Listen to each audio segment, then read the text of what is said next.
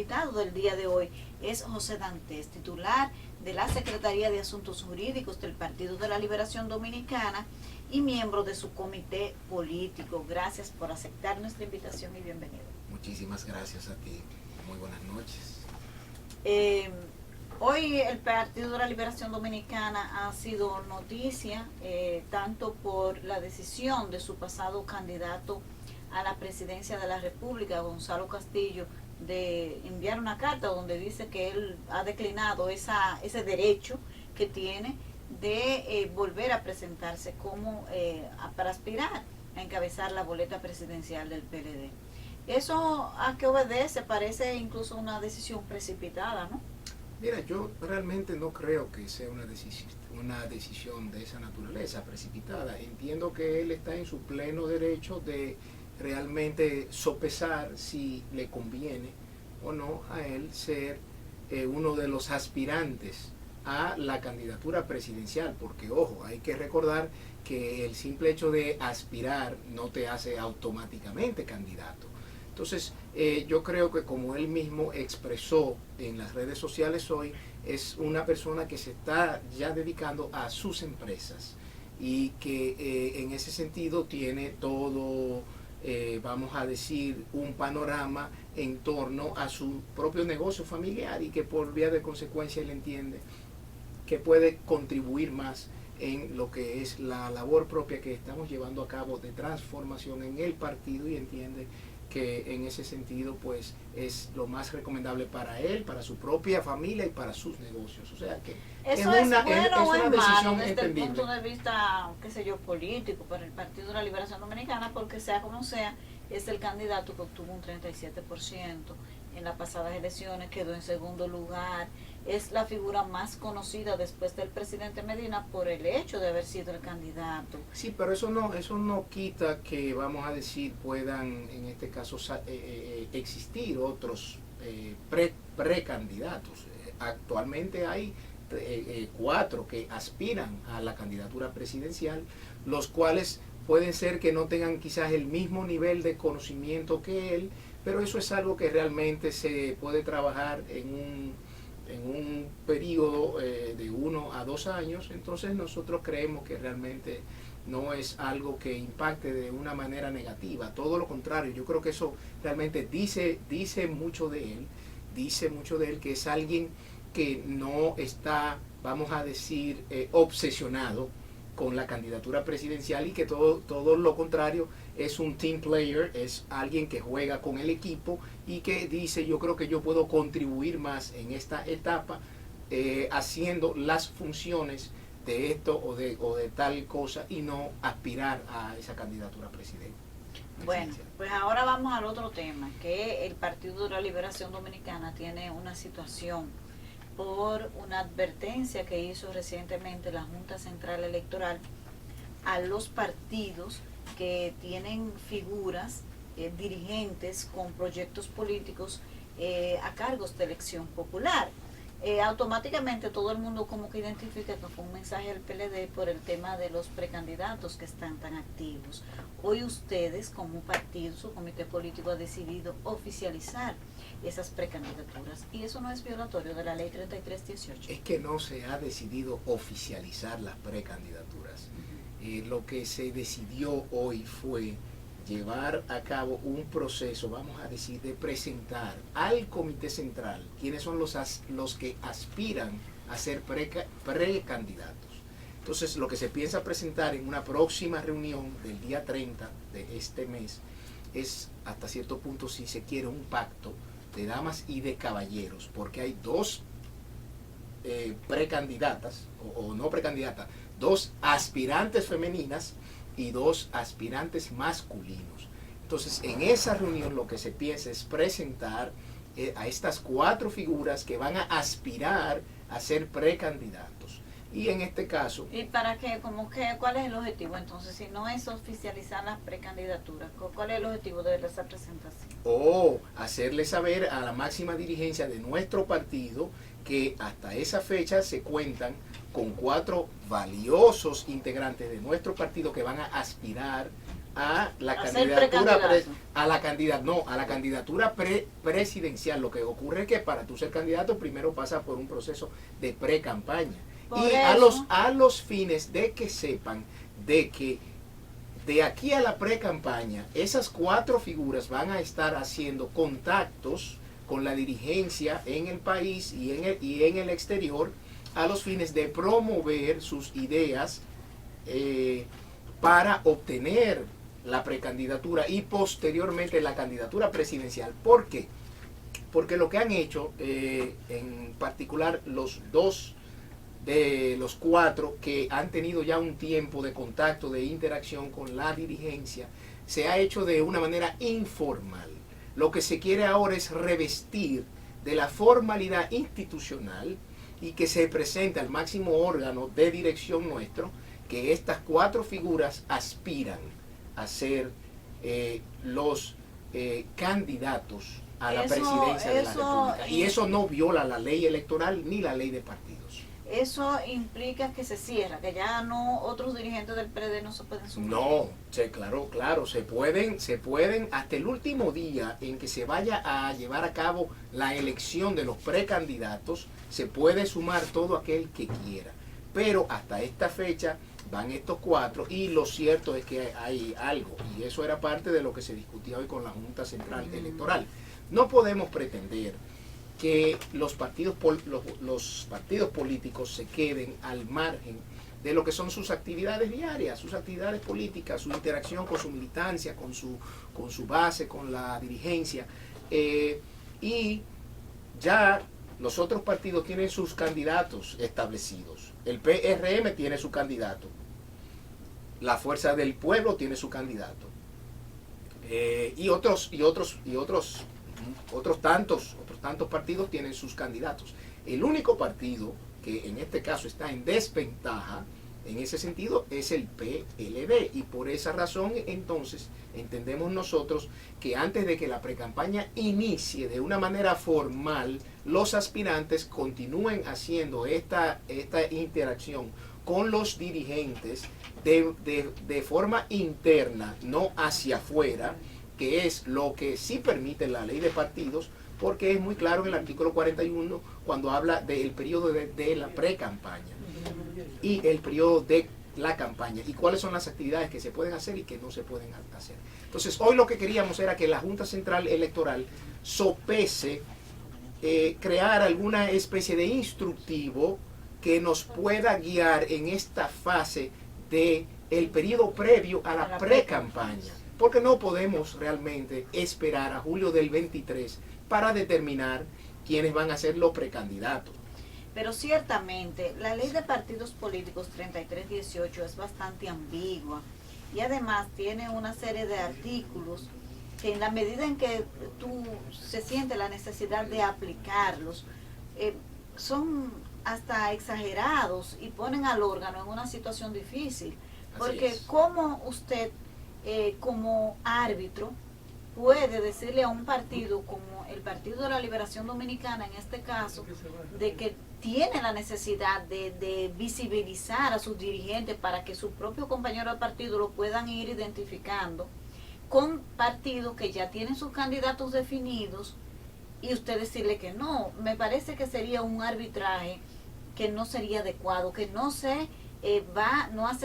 es compatible con la realidad. Claro, aquí hay algo que yo debo realmente reconocer. Hoy el Pleno de la Junta Central Electoral nos dijo que ese comunicado no se hizo para el PLD, que eso fue una respuesta a todos los partidos políticos.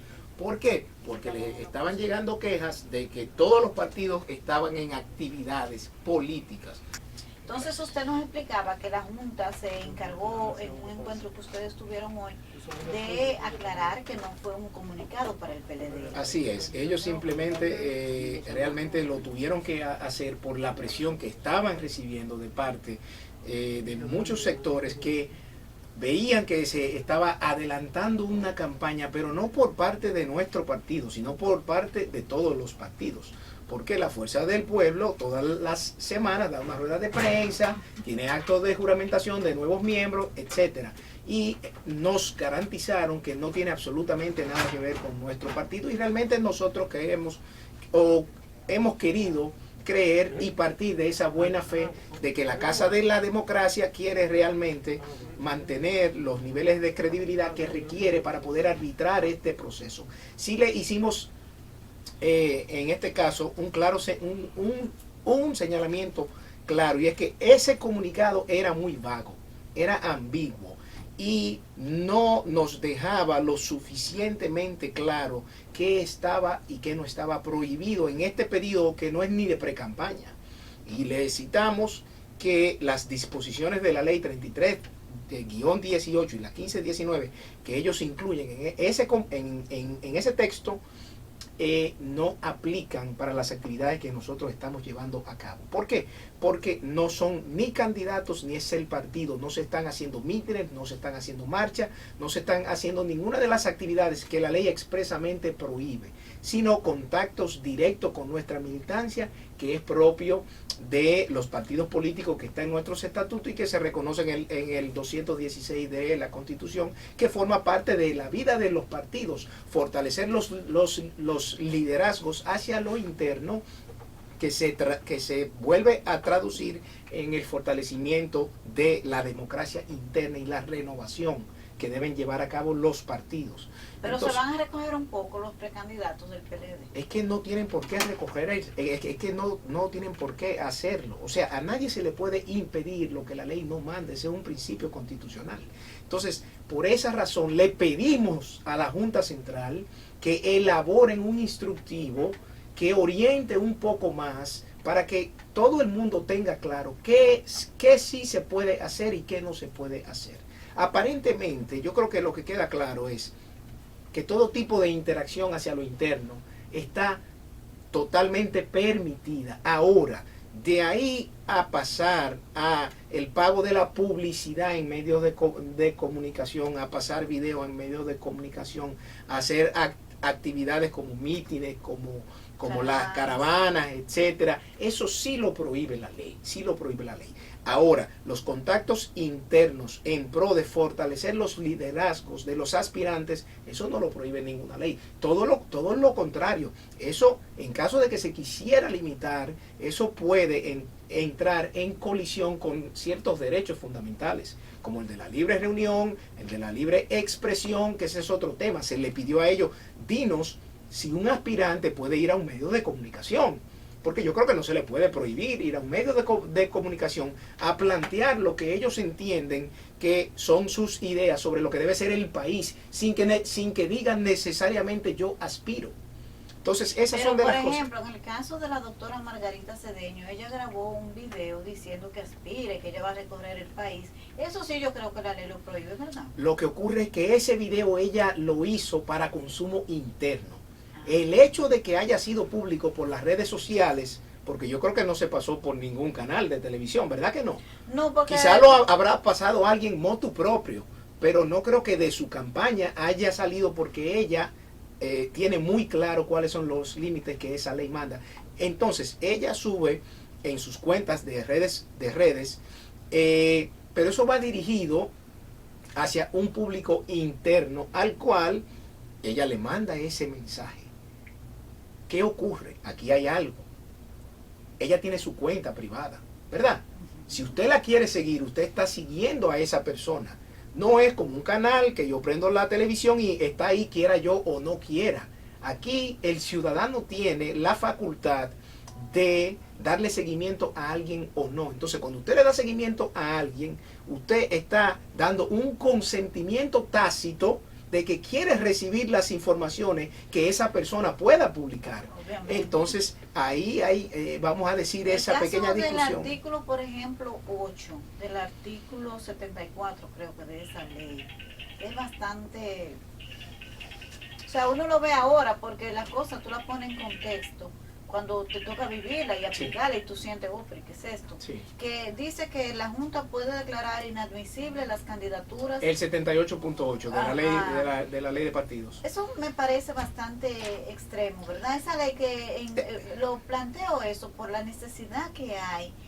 Después que usted va viendo la necesidad de la aplicación de esta ley, de una reforma Claro. a la ley de partidos políticos, porque es una exageración. Mira, realmente todos los órganos administrativos tienen la percepción de que sus facultades reglamentarias son muy amplias, Y por esa razón, ese comunicado de la Junta Central, por esa razón vemos muchos reglamentos que dictan donde uno dice, wow, pero creo que se han excedido. Y cuando vamos a las Cortes reconocen esos excesos. Ahora, la ley en este caso expresamente los faculta a ellos para no inscribir una candidatura que haya violado la ley. Pero eso, tal y como tú lo dices, es una medida extrema que yo no creo que pudiera pasar el test de la razonabilidad. Entonces, ahí habría que ver, tiene que ser un incumplimiento grosero de parte de un candidato o de un precandidato durante un largo periodo de tiempo para que el órgano electoral tome una medida tan drástica que le limitaría los derechos fundamentales a ser elegible.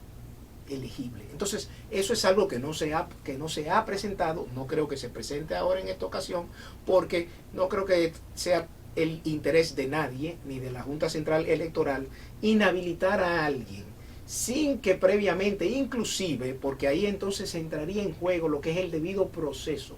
Tú no me puedes sancionar con una medida tan drástica si previamente tú no me diste una alerta, o tú me llamaste la atención, o tú me pusiste una sanción menos gravosa que esta, que es la más gravosa. Si tú no me haces eso y simplemente cuando llega el momento de la inscripción, tú no me la inscribes, entonces eso puede ser atacado ante los tribunales por violación al debido proceso administrativo. O sea, pero viéndolo un poco más ya en un contexto de un gobierno, de un presidente, un gobierno, un partido que pretenda, porque uno nunca sabe. Mire lo que está pasando, por ejemplo, en Nicaragua. Todos los partidos de oposición quedaron inhabilitados. ¿No sería mejor que un proceso de revisión de la ley 3318, ese artículo se pueda revisar? Porque quizás no es sano para la democracia que un órgano pueda tener esa capacidad de una manera tan clara como lo dice ese artículo. Tan amplia, exactamente. Yo realmente creo que en esas dos revisiones, no solo la 3318, sino la ley 15-19, hay que hacer muchas adecuaciones para aterrizar. Usted sabe bien que estas leyes, aunque se discutieron durante muchos años, se conocieron de una manera, ya para el proceso de la aprobación, se conocieron de una manera rápida y sobre la base de circunstancias políticas que estaban pasando en ese momento, que lamentablemente dieron al traste con mucho de su contenido. Por eso el Constitucional declaró no conforme con la Constitución una serie de preceptos. Sin embargo, yo creo que ahora sí nos podemos dar el tiempo para de una manera sosegada nosotros poder evaluar qué es lo que el sistema de nuestro país requiere y poner claro en ese sentido las facultades de la Junta Central. Ahora, ¿cuál es el inconveniente? Que el artículo 211 de la Constitución le reconoce a la Junta Central Electoral la facultad reglamentaria. Ahora, esa facultad no tiene, tiene límites, y entonces ahí es donde nosotros tenemos que ver que las decisiones que la Junta Central Electoral tome en función de esa facultad que le reconoce la Constitución no violen el principio de razonabilidad. O sea, para que me entiendan, o sea, si usted tiene un dolor de cabeza, usted no me puede dar una quimioterapia, porque con una simple pastilla, pues usted me puede quitar ese dolor de cabeza, aunque usted tenga la facultad de darme una quimioterapia. No es el caso. Entonces, ahí es donde debe haber un nivel de correspondencia entre, vamos a decir, la violación que se pudiese producir y la sanción que el órgano debería aplicar para que se subsane la sanción que haya sido producida. Ciertamente, yo creo que es un reto importante para la Junta, porque esto ocurre en un contexto en el que aquí hay mucha gente que hace vida, en los medios de comunicación, que hace opinión pública, que considera que los partidos políticos, los dirigentes, tienen que tener zipper en la boca y abrirlo cuando ellos lo autoricen. Entonces, el órgano, frente a esos temas que le generan ruido y que a la gente le suena gracioso, tiene que saber jugar su papel con relación a garantizar el ejercicio libre de los partidos políticos y de su dirigente y cargar con este peso. Este tema de la campaña adelantada y cómo es que el Partido de la Liberación Dominicana enfoca este tema. Lo que quiero aclarar es que no hay una campaña adelantada.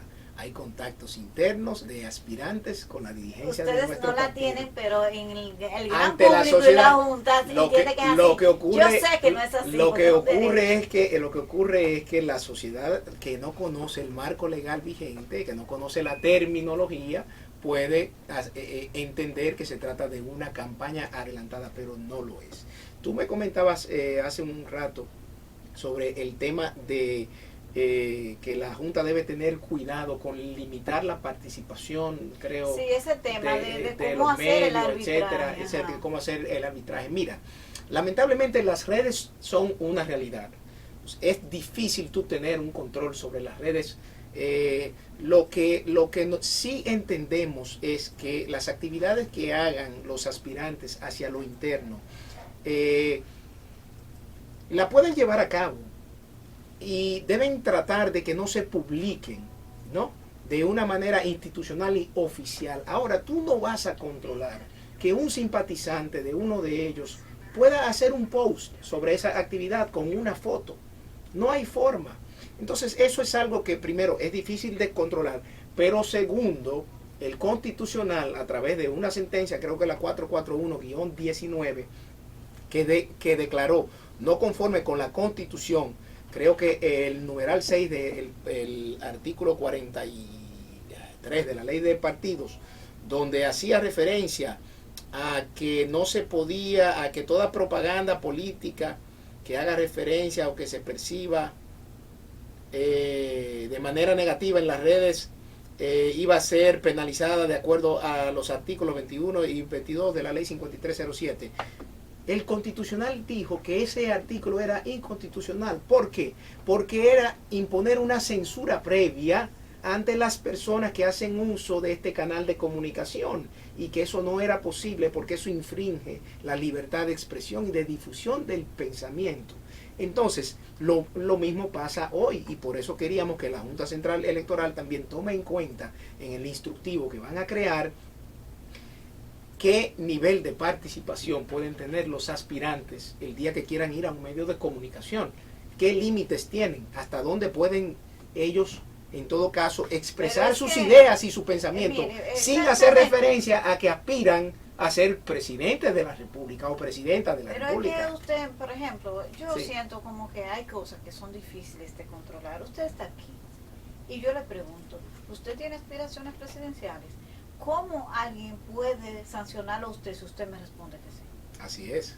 Entonces, así es. Entonces, pero por eso es que nosotros tenemos que revisar esa ley de partidos y adecuarla a la realidad, porque eso no se corresponde con los principios democráticos de ninguna sociedad. Lo vemos en los Estados Unidos, por ejemplo. En los Estados Unidos, cuando hay un proceso que se viene acercando ya, salen 30,000 gente diciendo que aspiran.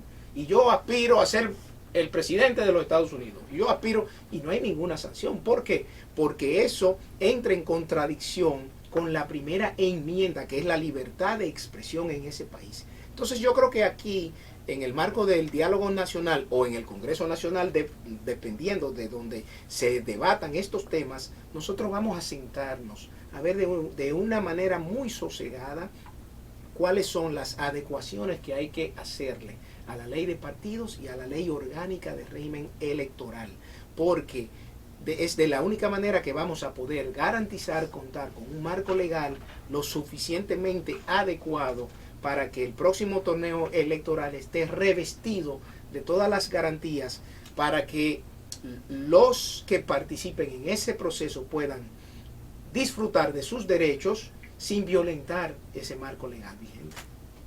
Bueno, es bastante... ¿Y dónde está la frontera de eso?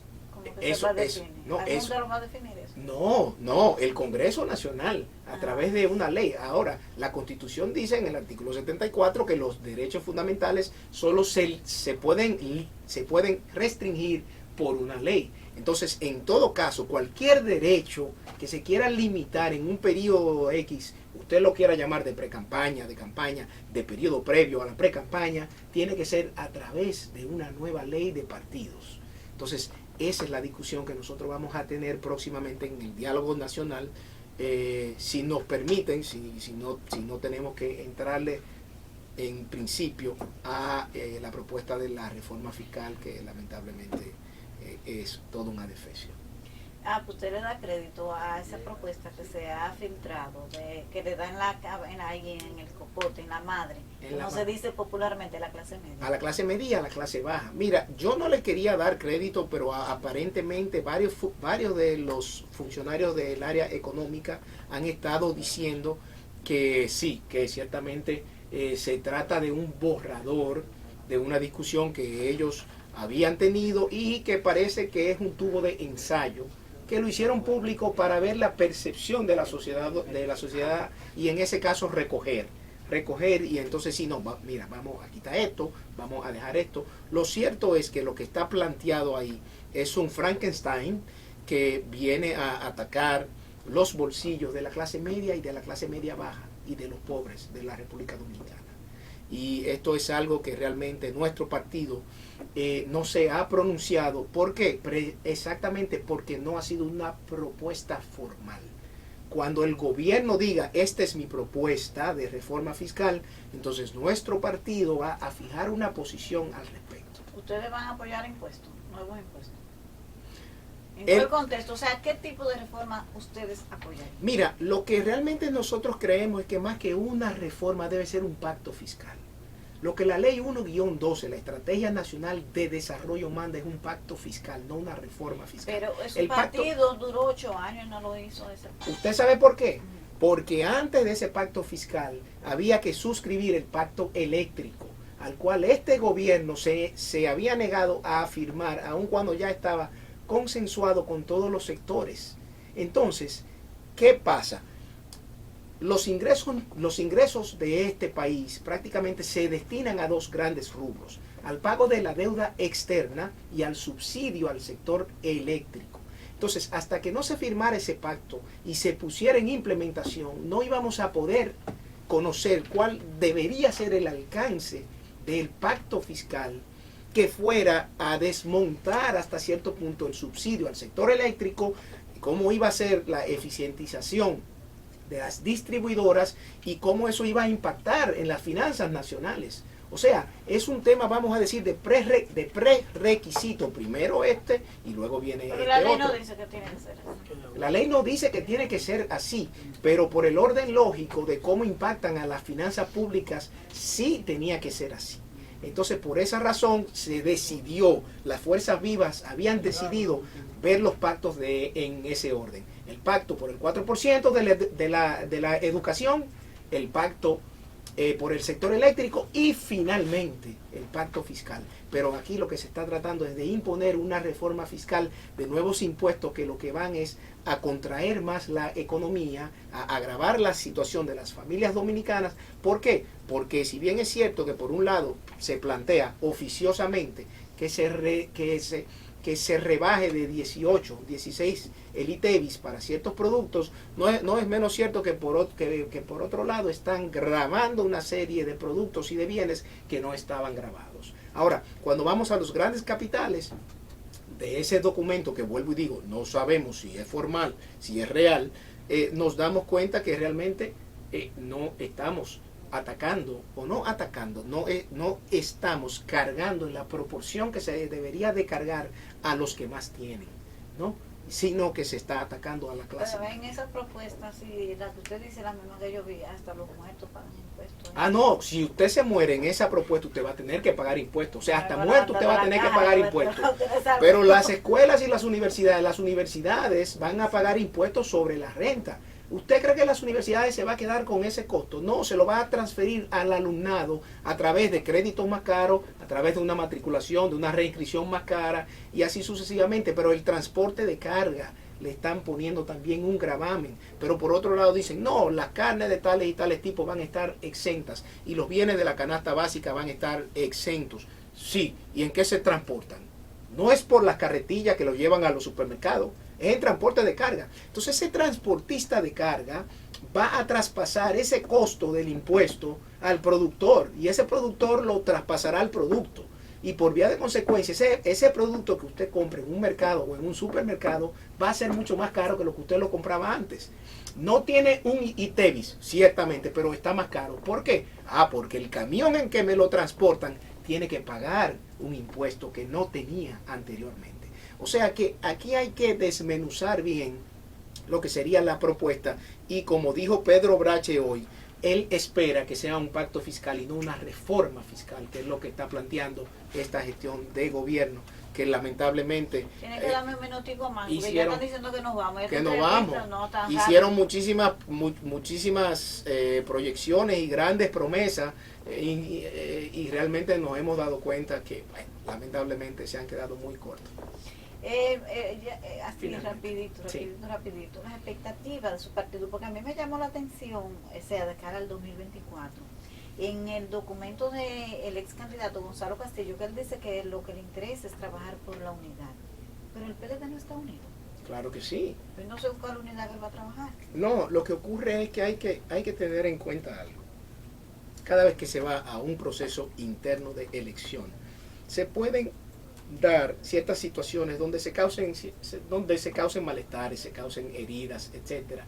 Y eso es propio de todos los procesos internos en todos los partidos. Lo vemos en los Estados Unidos, cuando Hillary Clinton estuvo contra Barack Obama después le tuvo que llamarla, pasarle la mano, ofrecerle un puesto, etcétera. Entonces eso es algo normal. Entonces yo creo que cuando él expresa que quiere contribuir a mantener la unidad del partido, se está refiriendo a que en el proceso interno, si se crea algún tipo de situación de esa naturaleza, él pueda contribuir a subsanar esas heridas para que el partido vaya monolíticamente unido, como estamos claros que así será, con un candidato o con una candidata que se seleccionará de acuerdo a lo que mande la ley. Ahora, en este momento los aspirantes, no precandidatos, tienen todo su derecho de interactuar con la militancia, con la dirigencia de nuestro partido en el país y fuera de él también. Señores, ha sido esta interesante conversación con el titular de la Secretaría de Asuntos Jurídicos del Partido de la Liberación Dominicana, miembro de su comité político y lo repito, de lo mejor que la nueva camada de dirigentes del PLD ha adquirido. José D'Artes, gracias por aceptar nuestra invitación una vez más. Siempre, muchísimas gracias, buenas noches y buena suerte.